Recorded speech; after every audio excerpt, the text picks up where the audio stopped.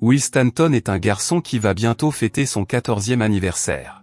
L'école ferme pour les vacances de Noël, mais Will n'est pas impatient de passer les fêtes avec sa grande famille. En sortant de l'école, il voit une jolie fille portant une écharpe rouge et est attiré par elle. Will court vers le bus et la fille y monte.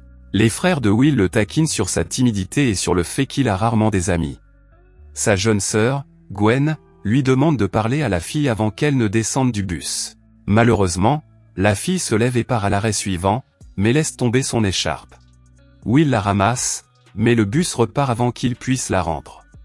Will et ses frères et sœurs arrivent à la maison et sont abordés par un homme nommé Lion, qui sert de majordome à Miss Greythorn, la maîtresse du manoir. Il invite la famille de Will à assister à une fête de Noël au manoir. Will rentre chez lui et découvre que son autre frère, Max, est revenu pour les vacances. Max a occupé la chambre de Will, qui doit donc dormir dans le grenier.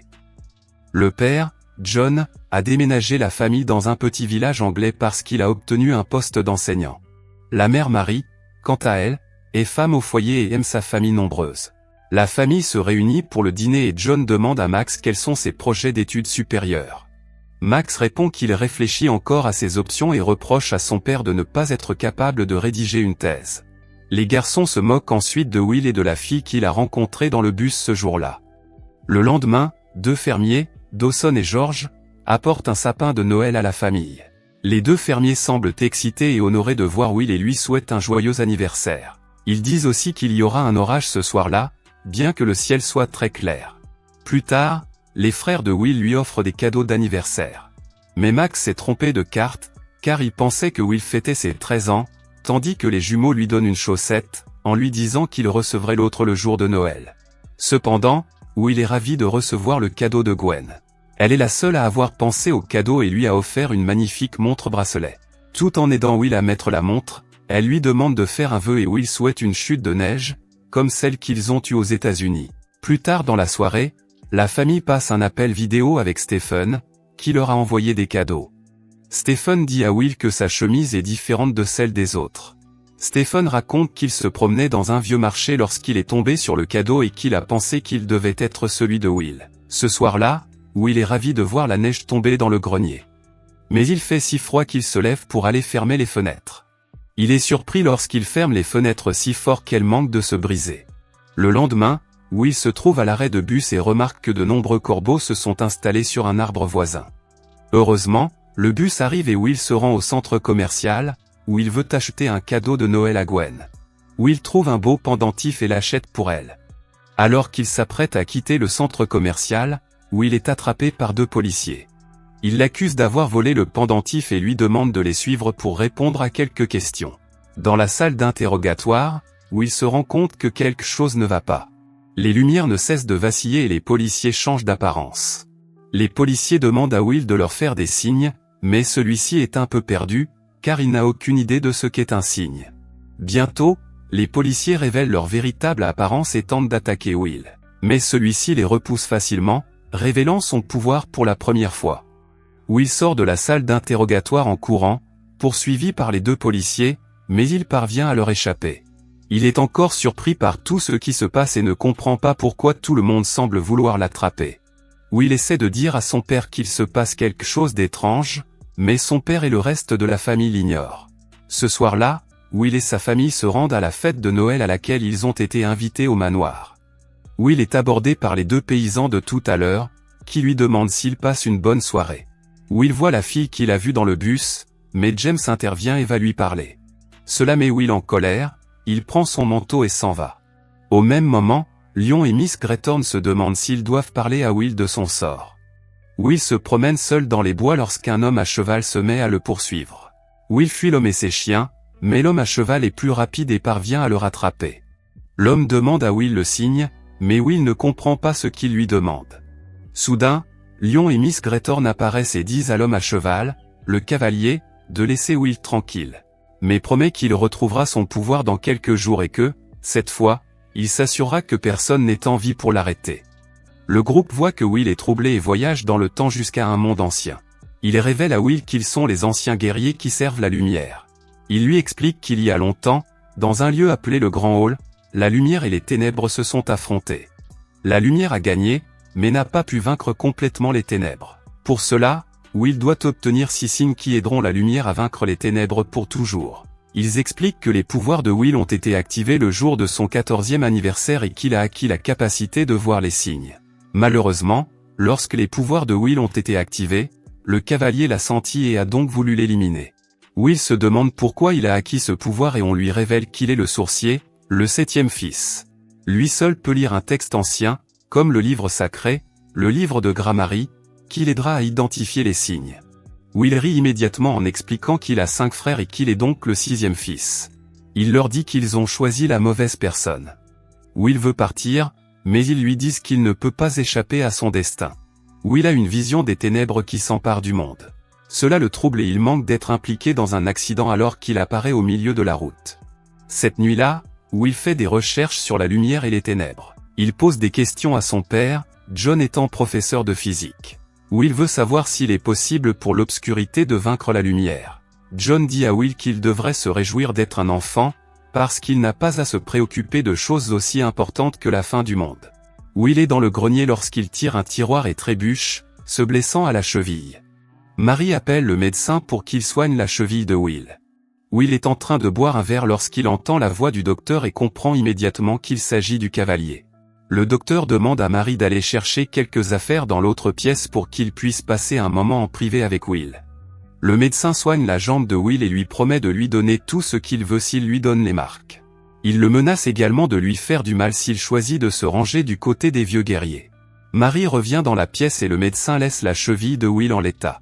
Dit que le garçon devra se débrouiller seul pendant un certain temps. Will retourne au grenier et tombe sur une photo de 2 nouveau-nés. Il apporte la photo à Mary, qui lui révèle que Will a un frère jumeau, Tom. Un jour, alors que Will et son frère avaient 2 semaines, il y a eu un gros orage qui les a fait pleurer.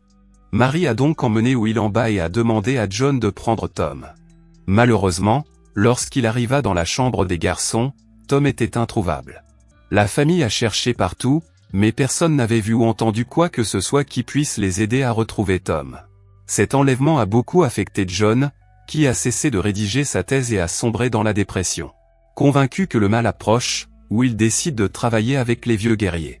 Il prend le livre saint et découvre qu'il a plusieurs capacités, perception des signes, télékinésie, force surhumaine, traversée du temps et commandement du feu et de la lumière.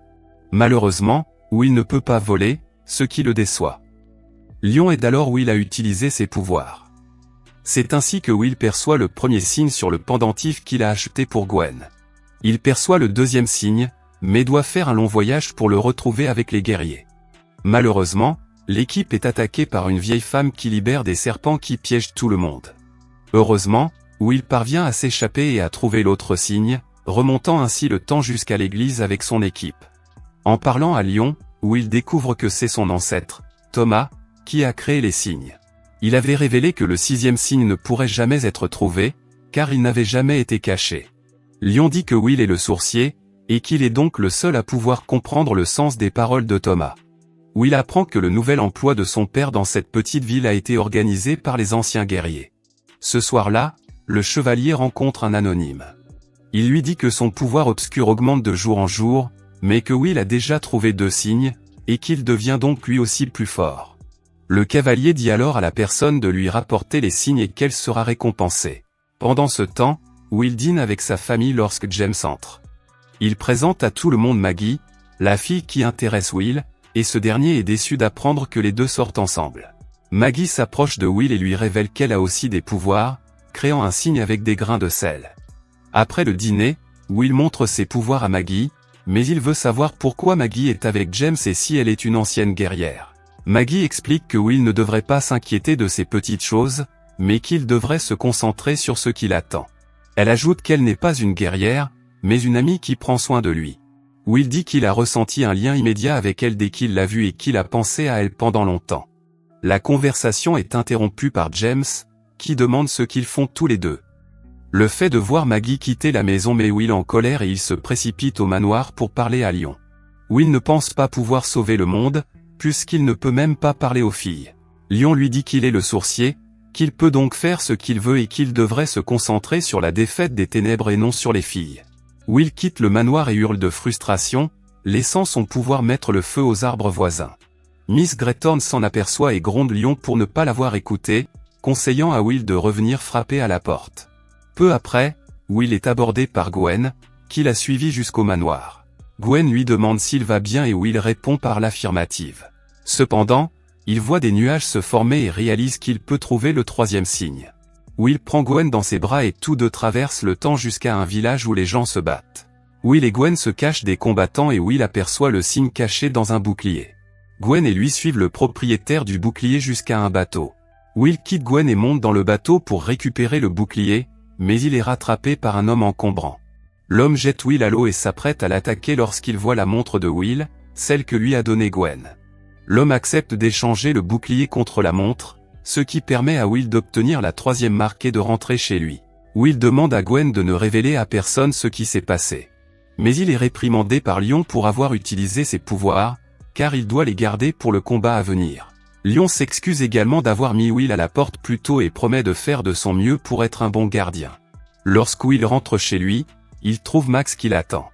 Max dit qu'il sera à la maison pour plus de quelques semaines, mais Will s'en moque. Max saisit Will et commence à parler d'une voix étrange, révélant qu'il est contrôlé par le cavalier. Au même moment, Will a une idée de l'endroit où se trouve le quatrième signe, il voyage donc dans le temps jusqu'à cet endroit, emmenant Max avec lui. Max commence à se disputer avec Will, le coinçant et menaçant de le poignarder s'il ne lui remet pas les signes, et Will révèle qu'il sait que Max a abandonné l'université parce qu'il a échoué à ses examens. Will lui dit que leur famille ne le détestera pas pour avoir abandonné l'université, mais qu'elle attendra de voir ce qu'il fera de sa vie. Will exhorte Max à se débarrasser de sa peur pour que le cavalier ne puisse plus le contrôler. Comme cela ne marche pas, Will donne un coup de poing à Max, l'assommant. Il récupère ensuite la quatrième marque. Max reprend conscience et Will lui dit qu'il est tombé. Le lendemain matin, la petite ville se réveille avec un terrible blizzard. Tout est touché, de la circulation à l'approvisionnement en eau et en électricité. Miss Greythorn invite John et sa famille à rester au manoir pour affronter la tempête. Pendant ce temps, il s'avère que le chevalier a travaillé avec Maggie. Le cavalier avertit Maggie que Will a 4 signes, et qu'elle doit les obtenir dès que possible. Lion donne rendez-vous à Will dans le grand hall après avoir trouvé le 5e signe. Mais Will n'est pas impatient, car même s'il trouve le 5e signe, il ne sait pas ce qu'est le 6e. Lion est persuadé que le garçon obtiendra tout ce dont il a besoin pour vaincre le cavalier. Maggie retrouve Will au manoir et lui demande les signes. Will est sur le point de les lui donner lorsqu'il voit le 6e signe. Will s'engage immédiatement et obtient le signe, refusant de donner les autres à Maggie. Le cavalier revient sur sa promesse et fait vieillir rapidement Maggie, qui s'évapore dans une rivière d'eau. Le cavalier a tellement de pouvoir en ce moment qu'il s'amuse à semer le chaos dans la petite ville. Will rejoint les vieux guerriers dans la grande salle, où le cavalier ne peut entrer que s'il y est invité. L'équipe discute de ce qu'il faut faire, mais le père de Will frappe à la porte et demande à entrer. L'équipe avertit Will de ne pas ouvrir la porte, mais Will entend la voix de Gwen qui dit qu'un de leurs frères a été gravement blessé. Will court pour ouvrir la porte, mais le cavalier parvient à entrer. Il a utilisé les voix de la famille de Will pour cacher son identité. Le cavalier arrive dans un nuage noir qui aspire toute la lumière de la pièce. Les vieux guerriers tentent d'attaquer le cavalier, mais celui-ci est beaucoup plus puissant et les vainc rapidement. Il les envoie dans les ténèbres et se retrouve face à Will. Le chevalier blesse Will en lui demandant où sont ses amis qui le protègent et le défendent. Le cavalier dit que Will est un perdant, qui ne pourra jamais sauver le monde malgré la prophétie d'il y a 1000 ans. Le cavalier montre à Will un orbe avec son frère jumeau Tom à l'intérieur, révélant qu'il a kidnappé Tom 14 ans plus tôt, espérant qu'il soit le 7e fils. Le cavalier laisse ensuite tomber l'orbe dans l'eau sous le grand hall. Will tente de retrouver son frère, mais il fait trop froid et trop sombre. Le chevalier jette Will dans le nuage noir et quitte la grande salle, prêt à entamer sa mission de conquête du monde. Dans l'obscurité, Will se souvient de tout ce qu'il a appris sur le 6e signe et sur le fait qu'il ne peut pas lui être caché. Il comprend alors qu'il est le dernier signe. Will sort de la grande salle, un orbe à la main. Il l'utilise pour piéger le chevalier et ses ténèbres et le jette dans une rivière, comme le chevalier l'avait fait pour le frère jumeau de Will. La lumière revient ensuite dans la ville. Miss Greythorn montre à Will qu'elle a retrouvé Tom et les deux frères sont réunis malgré le fait qu'ils aient été éloignés l'un de l'autre pendant si longtemps. Will dit qu'il veut rentrer chez lui et les guerriers acceptent de le laisser partir maintenant qu'il a fait face à son destin. Will et Tom rentrent chez eux et toute la famille est ravie de revoir leur fils perdu de vue depuis longtemps. Merci d'avoir regardé. Si vous avez aimé la vidéo et que vous souhaitez aider la chaîne à grandir, laissez un like, un commentaire et abonnez-vous.